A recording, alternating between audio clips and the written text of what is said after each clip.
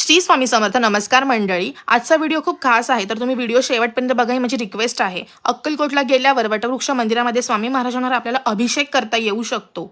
सकाळी काकड आरती दर्शन झाल्यावर आपण मंदिरातच थांबायचं आहे आणि समजा तुम्हाला काकड आरती अटेंड करता नाहीच आली तर मंदिरामध्ये तुम्ही जवळपास 6:30 ते 6:45 दरम्यान पोहोचलंच पाहिजे.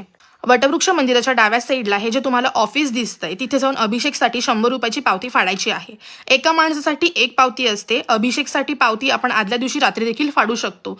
पावती घेऊन वटवृक्ष मंदिराच्या एंट्रन्स समोरच असं लाईनमध्ये आपण बसायचं आहे. शक्यतो आपला पहिला नंबर लागेल याचा ट्राय करायचा आहे, जेणेकरून आपल्याला आरती पकडायचा देखील मान मिळू शकतो. बरोबर 7:30 वाजता आपल्याला गाभाऱ्यात घेतलं जातं आणि मग स्वामींच्या अभिषेकाची तयारी चालू होते. आपलं नाव आणि गोत्र गुरुजींना सांगायचं आहे आणि मग अभिषेक होतो. लकीली माझ्या फॅमिली मेंबरपैकी एका मेंबरला आरती पकडायचा मान मिळाला. मी अक्कलकोटला खूप वेळा गेले, पण ह्या अभिषेकाबद्दल मला माहिती नव्हतं. सो तुम्ही पण जर अक्कलकोटला जाणार असाल तर या अभिषेकाचा आनंद